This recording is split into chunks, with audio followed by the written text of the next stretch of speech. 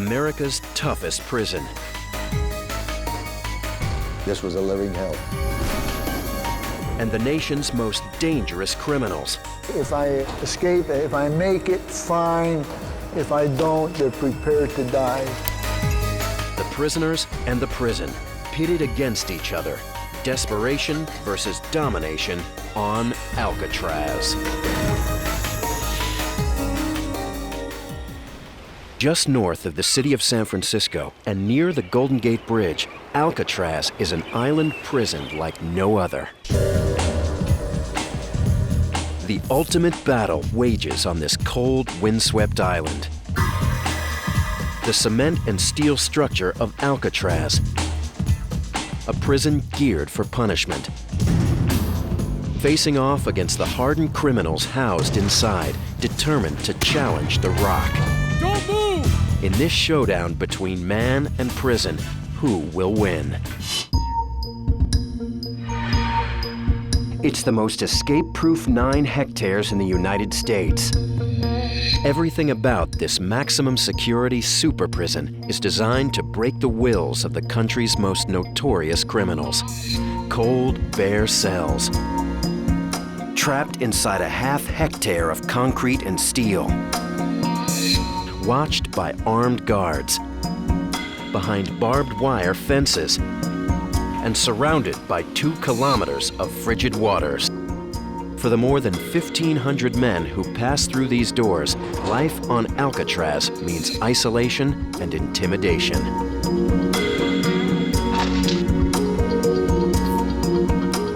Well, the primary purpose of the prison was to break you physically, mentally, spiritually, emotionally, however you could do it. In 1934, the prison opens for business.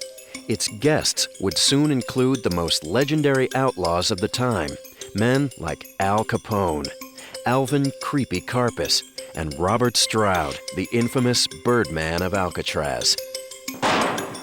They lead a crime wave that shakes the nation. Gangsters, armed robbers, and kidnappers seem out of control. Federal authorities have to fight back. A prison that will crack the criminals once and for all. Enter Alcatraz.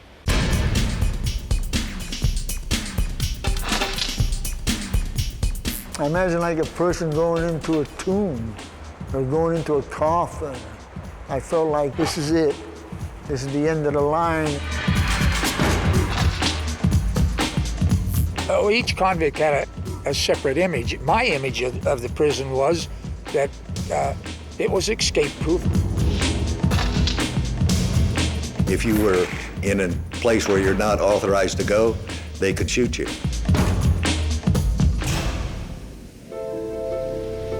For 5 years, the Rock maintains a fearsome reputation, with few attempts to crack it.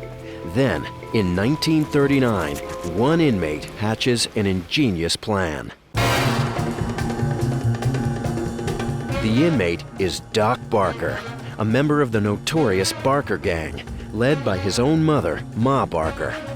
Doc and the Barker Gang launch a terrifying crime spree, robbing, kidnapping, and shooting his way through the Midwest. Wily and desperate, Barker tangles with authorities for almost 20 years.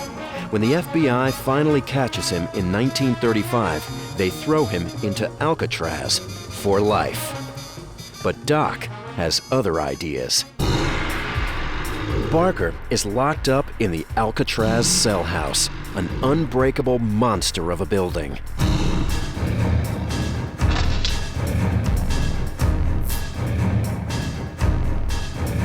It was an extremely high secure prison. It was a maximum custody, minimum privilege institution.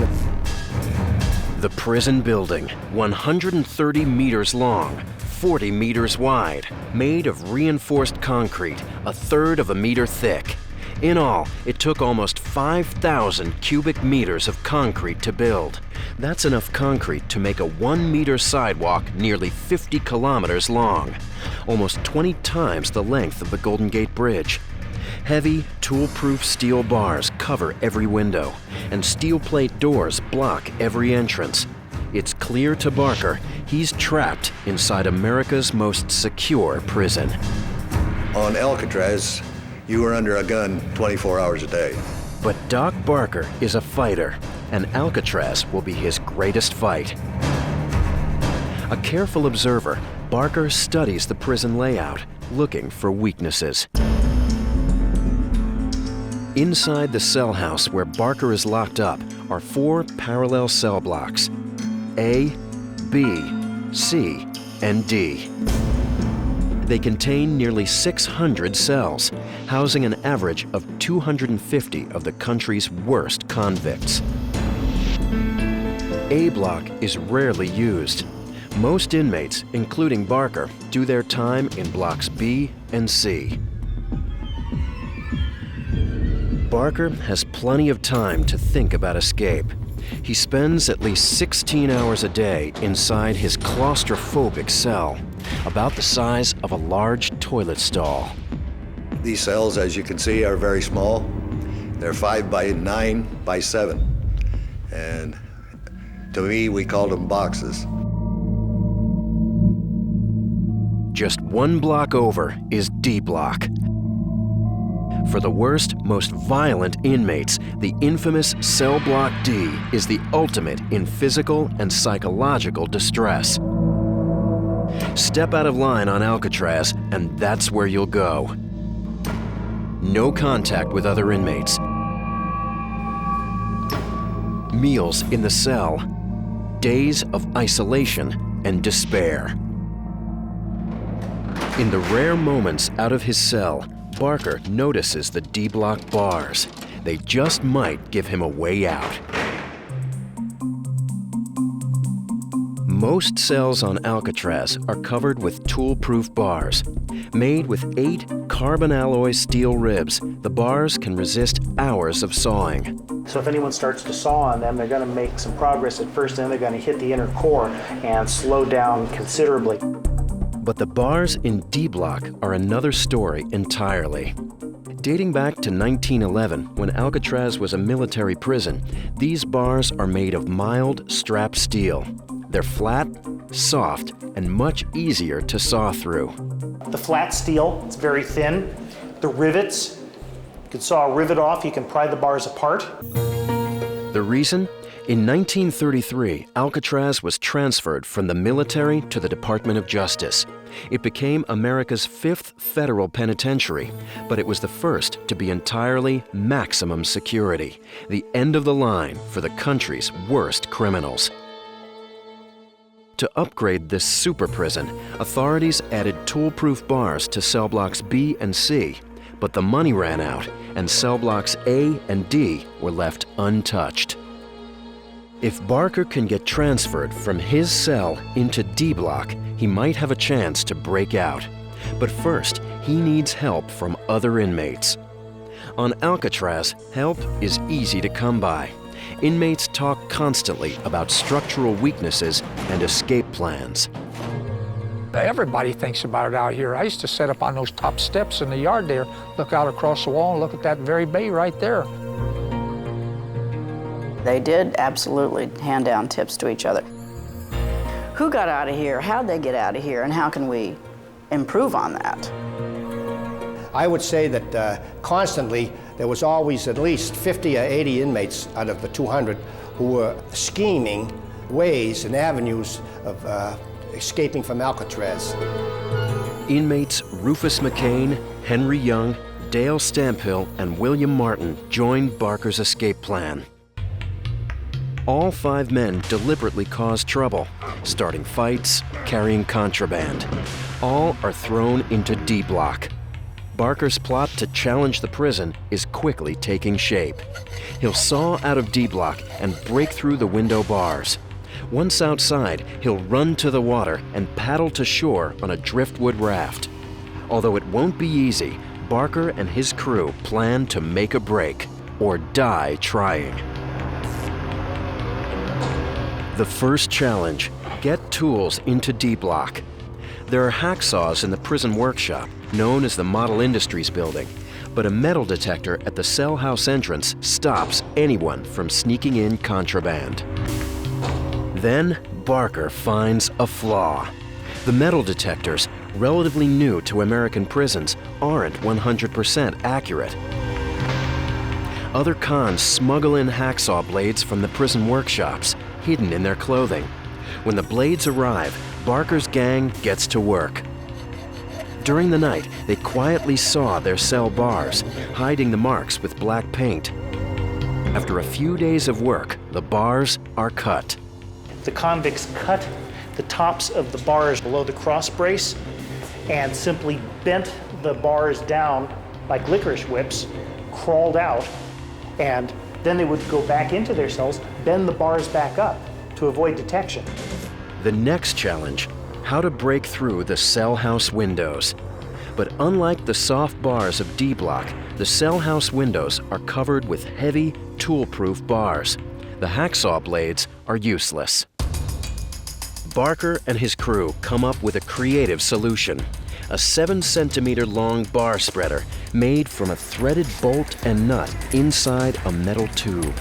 Over the course of a few days, while other inmates distract the guards, Barker and his men use the spreader to break the bars.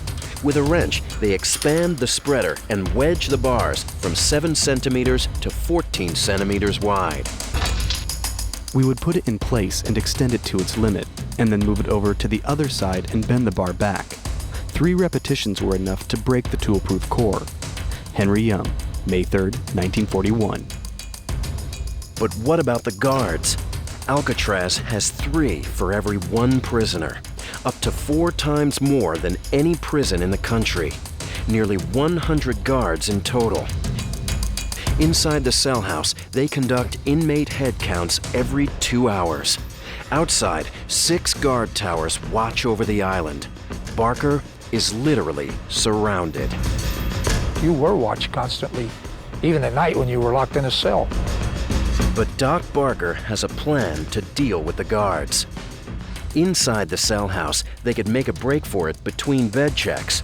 A foggy night could cover them outside. 3 in the morning, January 13th, 1939. A thick fog blankets Alcatraz. A guard finishes his rounds in D block and moves on. Doc Barker and his crew make their move.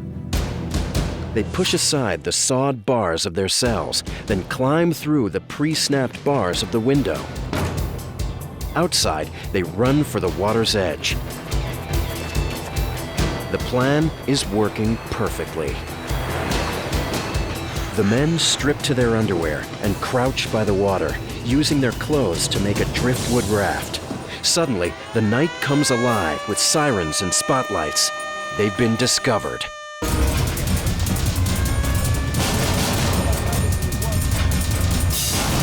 Without warning, Barker and his men are surrounded. Guards yell for the men to freeze. But Barker is too close to freedom. As he runs, shots ring out. A bullet hits Barker in the head. The other men give up. In the prison hospital that night, Doc takes his last breath. They didn't get off the island, but they did get out of their cells and out of the cell house. It was the first time that had happened. Doc Barker had Alcatraz on the ropes. He sawed his way out of D block and busted out of the steel-covered cell house windows. He even got past the guards, but Alcatraz survived the test, thanks to alert guards on a routine bed check. Yet Doc Barker's failed escape proves the D block bars are weak. Prison authorities take action. D block is completely rebuilt. The flat bars are removed. In their place, strong, tool-proof bars. D block cells are encased in half-centimeter thick steel plating, turning these cells into cold steel boxes. But the worst is to come. 5 new cells with 8-centimeter thick solid steel plate doors, designed to break the will of the most incorrigible inmates. Welcome to the hole. Being inside the hole is total misery, mental anguish, At times you just want to bang your head on the wall.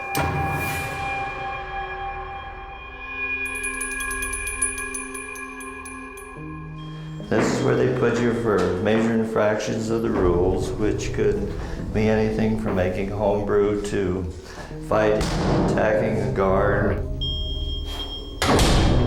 You can't hear anything and you can't see anything, and you're totally alone. It's a real mental struggle to keep yourself together. For inmates who break the rules, staying sane in the hole is a constant struggle. In order to occupy your time and keep your mind from just going completely berserk, you had to find some means to amuse yourself. I'd pull a button off my coveralls, I would flip it, shut my eyes, turn around in circles, then get down on my hands and knees and see if I could find a button. And I would do this over and over and over and over again. From isolation to intimidation, Alcatraz is America's toughest prison. In 1946, another inmate tries to prove he's tougher. As a super prison, Alcatraz is designed to frighten prisoners with a show of strength and authority. It was generally believed throughout the federal prison system that Alcatraz was a pretty mean place and you didn't want to work there. The isolated island is an ideal location for a prison. Water as cold as 12 degrees Celsius and deadly currents confirm Alcatraz's escape-proof reputation. If you're smart at all, you look at the water, you know you can't swim that. Although the bay has only small, harmless sharks, guards spread rumors and fear among the prisoners. They always had the word spread between the prisoners and the officers that there were sharks in the water around Alcatraz, and that if you did get away from the prison, that you would be eaten by the sharks. We believed it. I believed it. Everyone believed it. Inside the cell house, a state-of-the-art, clutch-engaged locking system leaves no doubt in prisoners' minds. This is the slammer. When you hear that door open and close behind you, you know they've got you, and there's no getting out of that cell. Built before the days of high-tech security cameras, Alcatraz has to watch its prisoners the low-tech way, with hard-nosed prison guards. Inside the cell house, guards roam the gun galleries. Behind steel bars and heavily armed, they hold the keys to the house and keep close watch over guards and inmates below. When I'm in the gun gallery, I would watch the correctional officer down in the cell house, and we would track him to make sure that he was always safe.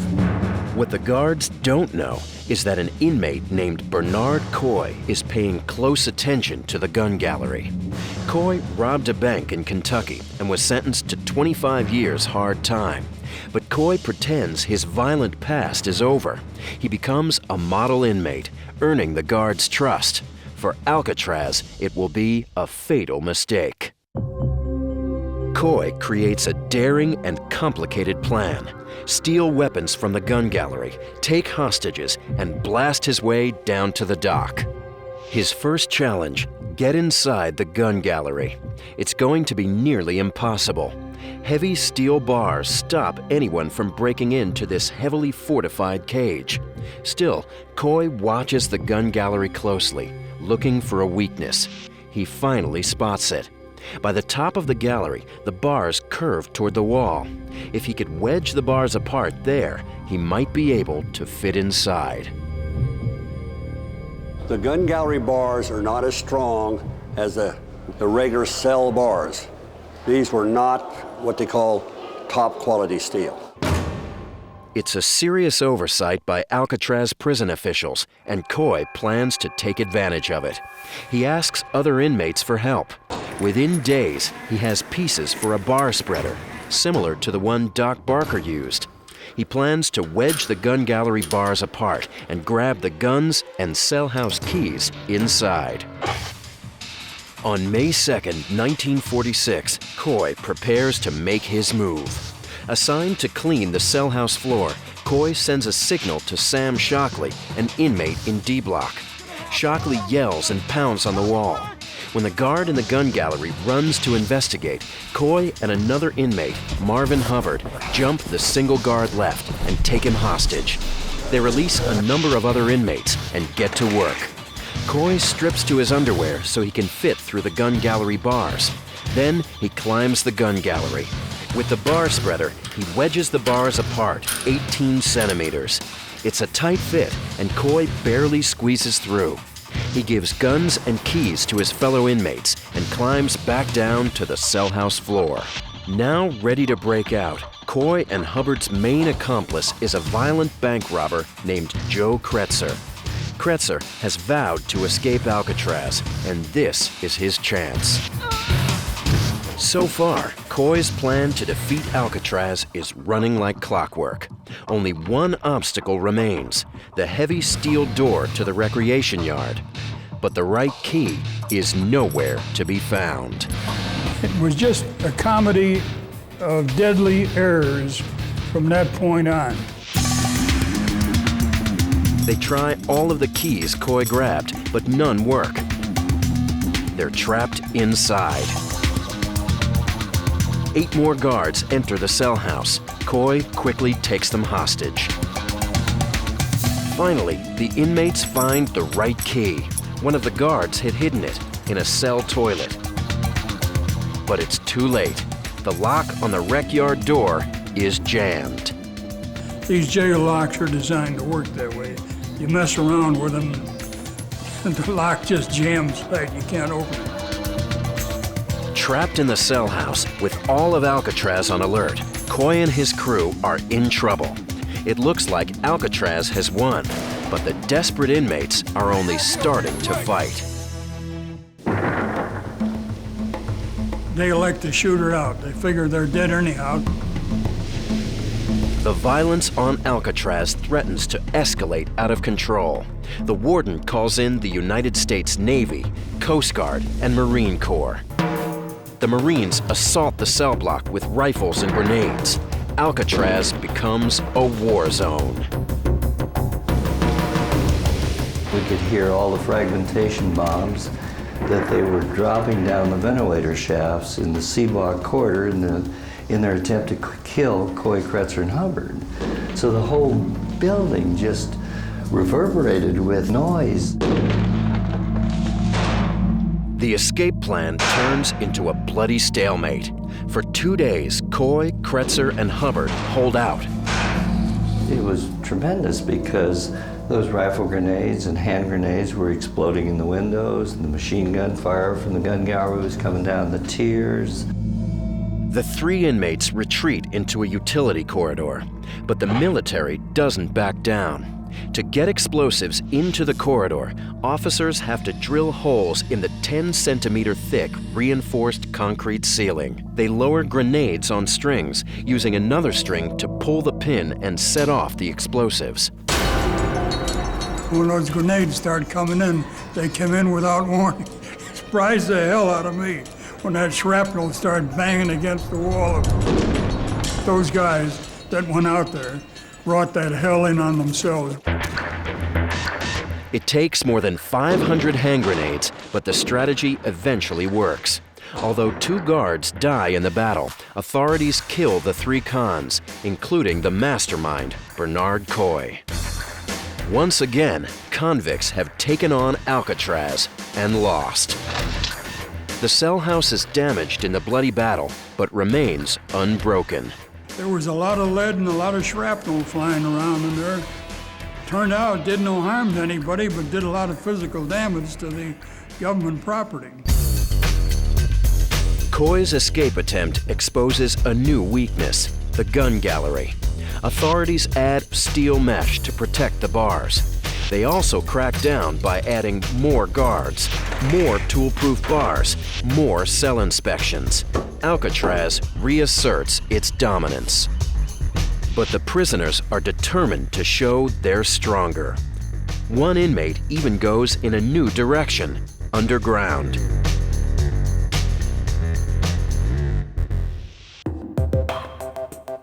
Alcatraz deserves the nickname The Rock, unbreakable to its very foundation. The solid stone stands 43 meters above the water and stretches over 400 meters long. That's more than 4 football fields in length. Before it was a federal prison, Alcatraz held a military fortress dating back to 1853. The brick citadel was knocked down and the cell house built on top. The builders left the original first floor in place. It became the cell house basement. What we have here is the brick from the old fortress and the concrete structure from the new cell house. The cell house was virtually built right on top of the fortress. In the prison's early days, the cell house basement housed several stark dungeon rooms. This is one of the infamous Alcatraz dungeons. There were 8 rooms like this. Actually, they were old storerooms left over from the citadel. It was a particularly brutal form of punishment.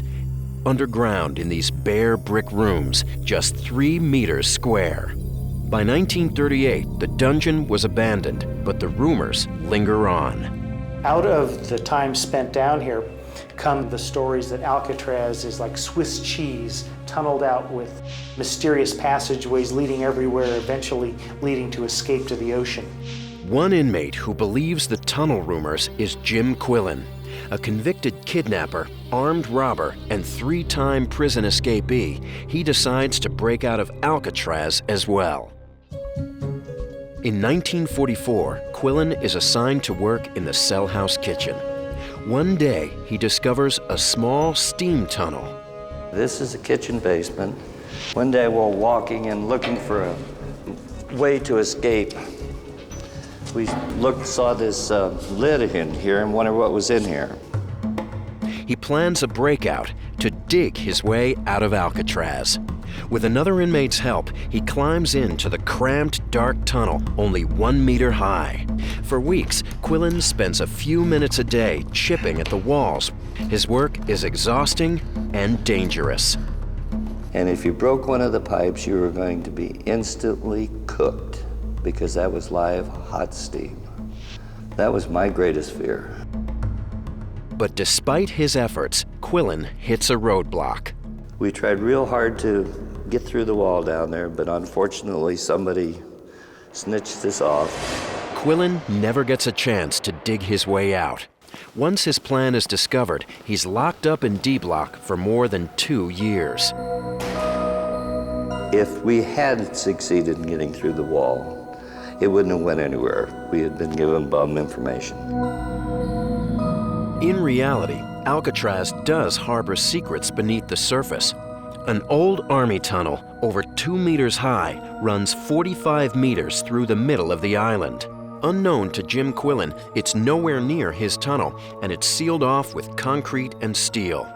Quillen's plan was a dead end. He never had a chance against Alcatraz. In retrospect now, it scares me. I mean, I wonder about my own good common sense that I would go down in there. Like Doc Barker and Bernard Coy, Jim Quillen couldn't beat Alcatraz. But in 1943, the Model Industries building on the north end of the island becomes the site of another breakout attempt, led by a former public enemy number 1. Floyd Hamilton was the getaway driver for the outlaws Bonnie and Clyde. A bank robber with a long criminal record, the FBI got a hold of Hamilton in 1938 and threw the book at him. 30 years in prison. Floyd Hamilton came in with a big heavy-duty reputation as a public enemy number 1, as an associate of Bonnie and Clyde, as a tremendous hellraiser from Midwestern penitentiaries. Arriving at Alcatraz, Hamilton is assigned to work in the Model Industries building. Built of reinforced concrete in 1922, this 3-story building holds the prison workshops, including the blacksmith, mat, and carpentry shop. Well-behaved inmates earned the right to work. Alcatraz believes it's reforming its inmates. Instead, it's merely tempting them. Floyd Hamilton feels that temptation. Working in the mat shop, Hamilton discovers a design flaw. The building is L-shaped. Guards can't see the entire shop at once. They have to leave inmates alone while they do their rounds. What's more, the Model Industries building sits on the edge of the island, right next to the San Francisco Bay. Hamilton decides to make a break and head for the water below. 3 men join Hamilton's daring plot: bank robbers James Borman and Harold Brest, and kidnapper Fred Hunter. He felt that he had faced death many times and that he had a certain amount of luck on his side. With tools from the mat shop, the 4 men get to work. Whenever the guards are off conducting rounds, they attack a window with a hacksaw, secretly cutting through a half-centimeter thick steel. It takes them weeks to finish the job. For Hamilton's crew, breaking out of the Model Industries building will be relatively easy, but escaping Alcatraz is another story. Their biggest challenge? The 6 guard towers that overlook the island. Armed guards watch for any suspicious activity near the shore, and they won't hesitate to shoot. But the island's dismal setting provides a welcome solution for Hamilton. The thick fog that helped Doc Barker will act as a shroud, shielding them from view. April 13th, 1943. A dense fog covers the island. In the Model Industries building, the 4 convicts know the time has come. Left alone by a guard, they grab a knife and hammer and lay their trap. When 2 guards come by, they attack both and tie them up. The convicts break the window and climb out. They scale a barbed wire fence and drop down to the water, 15 meters below. The plan works perfectly. On top of the Model Industries building, a tower guard steps outside the booth. Through the fog, he's shocked to see men in the water, swimming away from the island.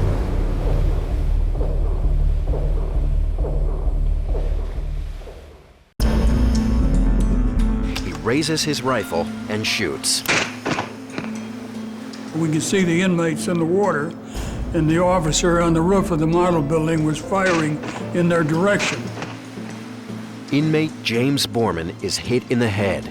Harold Brest and Fred Hunter give up, and prison boats pull them from the water.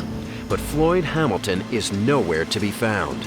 Everyone assumes he's dead, but Hamilton is hiding in a small cave on the island, too afraid of the water to swim to shore.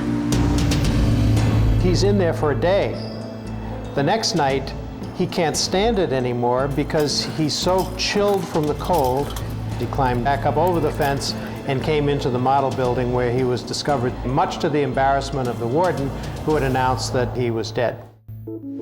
Although Hamilton loses the battle, his bolt for freedom sealed the fate of the Model Industries building.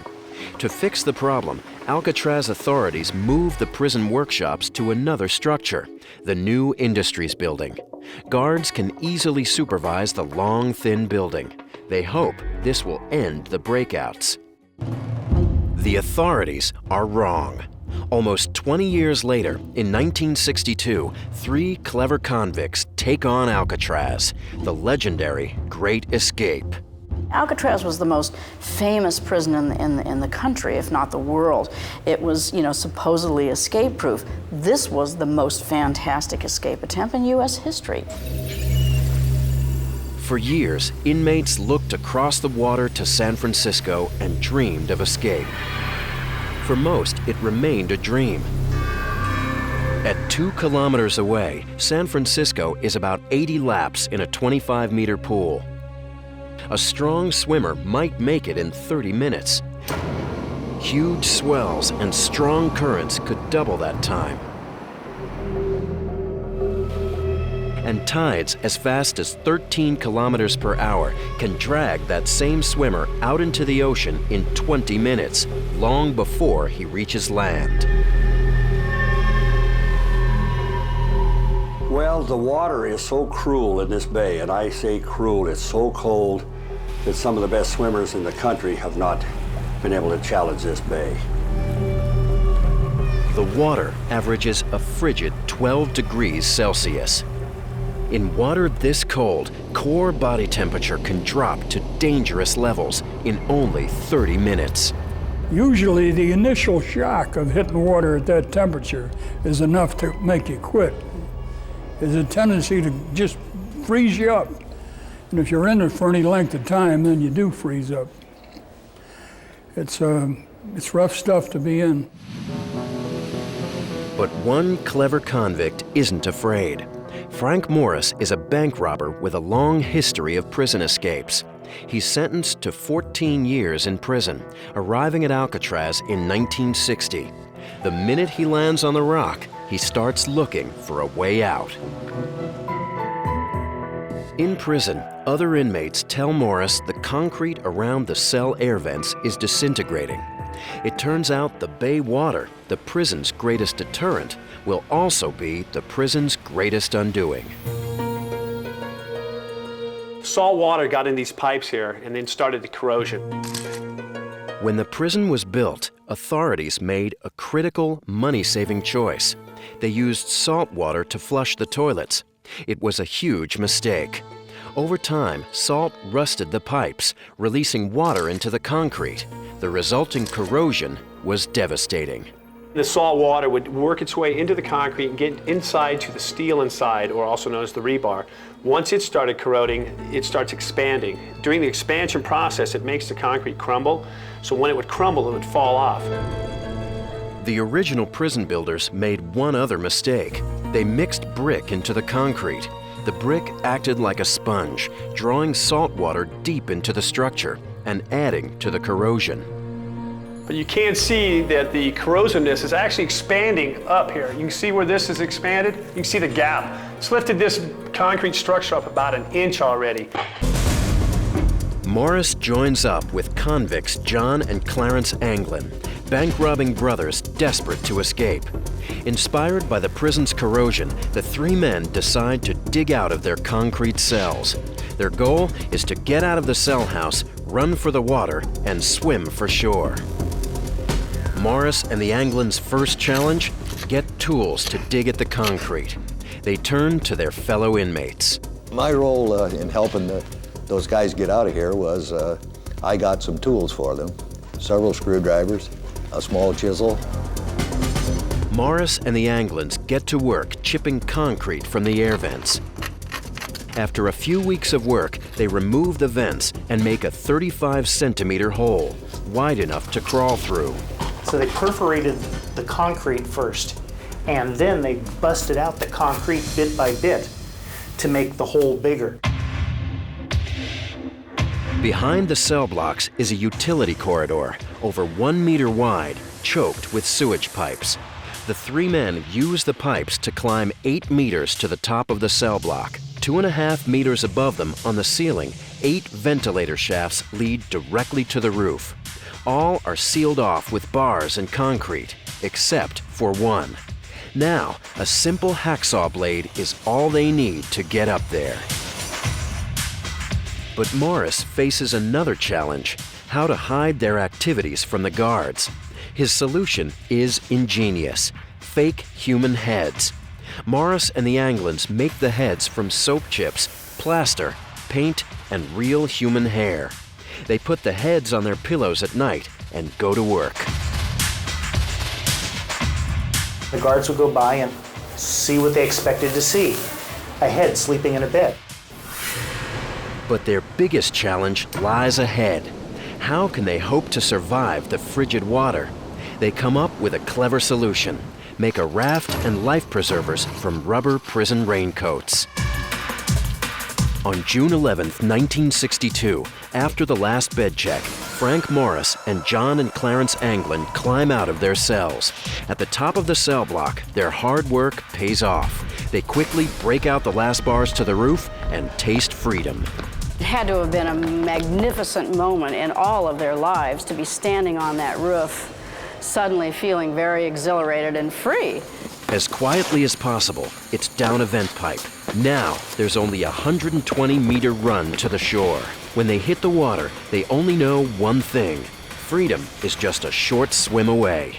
Early the next morning, when a guard tries to wake John Anglin, what he discovers is astonishing.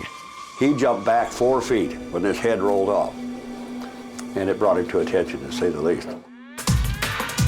Discovery of Morris and the Anglin's escape sets off a massive police and FBI manhunt.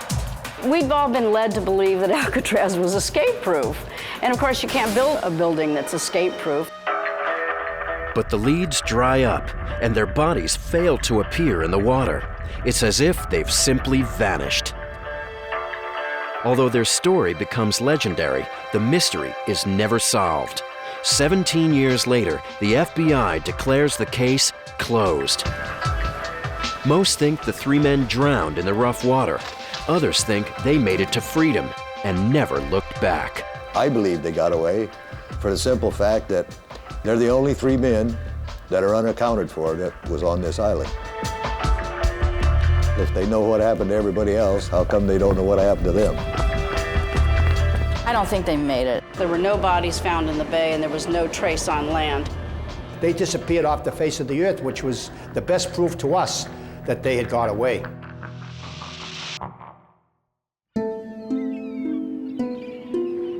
Has the unthinkable finally happened? Have the inmates finally defeated Alcatraz? Authorities say the men drowned, but Frank Morris and John and Clarence Anglin did get off the island. Yet one thing is clear. Corroded by saltwater and running out of money, Alcatraz is going down for the count. 6 months later, in December of 1962, one inmate sees his opportunity in the prison's weakened security. John Paul Scott robbed a bank in Kentucky and got 30 years on Alcatraz. He's violent and itching to escape the prison. Once on the rock, Scott is assigned to work in the kitchen. Like Jim Quillen over 15 years earlier, Scott finds it vast, poorly supervised, and full of tools, perfect for an escape. As in other breakout attempts, Scott's plan is simple. He'll saw his way out, run to the water, and swim for land. In the kitchen basement, he finds a corner window. For months, he spends a few minutes a day sawing at a bar with twine, scouring powder, and kitchen utensils. Finally, he does it. He saws through the bar, and it comes loose. Black paint covers his tracks. The overworked prison guards don't see a thing. But Scott faces the same serious challenge. How can he make it across the water? His answer is simple, yet brilliant. He finds a stash of rubber gloves left by another inmate. He'll blow them into balloons, stuff them in his clothes, and float to land. It's an audacious plan. December 16th, 1962. After a head count, John Paul Scott grabs an accomplice, Darrell Parker. The 2 men run to the kitchen basement. They push out the pre-sawed bar, break through the window, and quickly run to the water. They inflate the rubber gloves. No one sees them. Now all they have to do is swim across the cold and deadly San Francisco Bay. It was freezing, not enough to overcome his desire to be free. Parker doesn't get far, but Scott does something no penitentiary inmate has ever done before. He reaches the San Francisco shore. That was the first time that it was confirmed that somebody could actually escape from Alcatraz and make it to land. But he's half dead from the cold. Scott is taken to the hospital, where he's immediately recognized and returned to Alcatraz. At 3 o'clock in the morning, the cell door next to me opened up and they brought down and put Scotty in there. I said, "What the hell are you doing here?" Oh, he said, they caught me over in San Francisco. I said, "How?" He said, "I swam over there." Scott was caught, but his breakout attempt is the final straw. The island's escape-proof reputation is destroyed. The public learns the shocking news. An inmate has escaped from Alcatraz. Finally, in 1963, expensive maintenance, crumbling buildings, and years of attempted breakouts force authorities to make a decision. They shut Alcatraz Federal Penitentiary down for good. The Rock's time is over.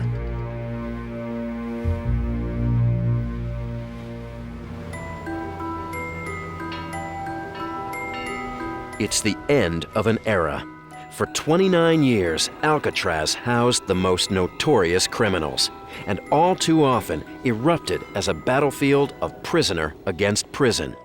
In all, 36 men tried to escape in 14 documented attempts. Did any of them reach freedom? 23 were caught. 6 were shot and killed. 2 drowned. But 5 are still listed as missing, presumed dead. But Alcatraz still lost the ultimate battle, not to the inmates, but to its own isolation. The cost of supplying and maintaining a decaying island prison proved too expensive. It closed the prison for good.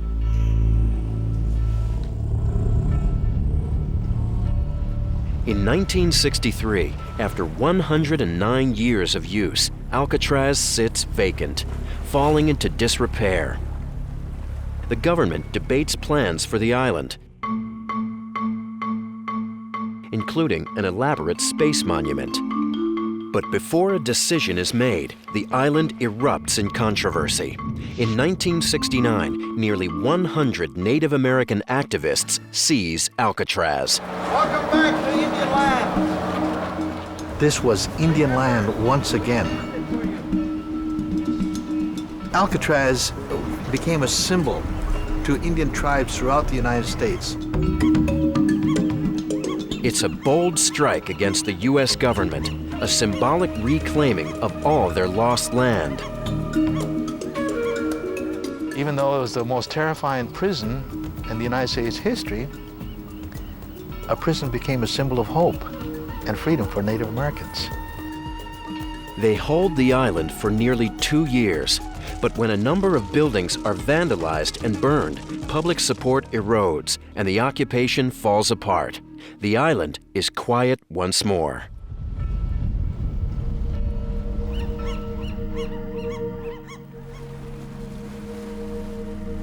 Alcatraz's time as a prison is over. It becomes the crown jewel of the world's largest urban park, the 30,000-hectare Golden Gate National Recreation Area. Now, prisoners no longer fight to get out. Their battles are over. Instead, visitors battle their way in huge numbers. On a daily basis, Alcatraz has roughly 5,000 people arriving at the docks. Roughly 300 people every half an hour. An island that never held more than 700 prisoners at any one time now gets more than 1.5 million visitors a year, making Alcatraz one of San Francisco's 5 most popular destinations. Despite its notoriety, did Alcatraz stop crime? Did it win the battle of prisoner against prison? Some are convinced it did. When they closed this up in 1963, they could have turned me loose. I would have never committed another crime. This was a deterrent to me, and it made a believer out of me. Others disagree. It was the wrong approach to making a bad dog better. Alcatraz was never designed to make it better. Just as Alcatraz changed over the years, so did the men who served their time here. The story of the prison's transformation is their story as well. I was put in prison for bank robbery. I served 4 years on this island. 31 years old, I'd never worked a day in my life. Certainly this was the start of rehabilitation, the end of my criminal career. I served my time here, and I think it served me well too. I was in prison 15 years. I never had no letter, no visits, no contact with that world out there. But now, looking back at it, I can't blame nobody but myself because I put myself here. You know, I was stupid. This is where I deserved to be sent for the type of a person I was. I deserved to be sent to Alcatraz, a prison of punishment.